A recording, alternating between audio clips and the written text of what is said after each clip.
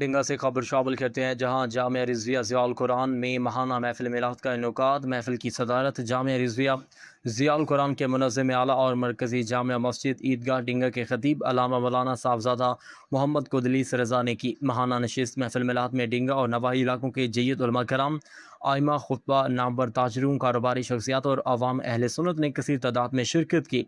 محفل پاک سے قمر العلوم جامعہ معظمیہ گجرات کے سجادہ نشین علامہ مولانا صاحبزادہ ظہیر الدین معظمی نے سیرت نبوی صلی اللہ علیہ وآلہ وسلم پر جامعہ خطاب کیا۔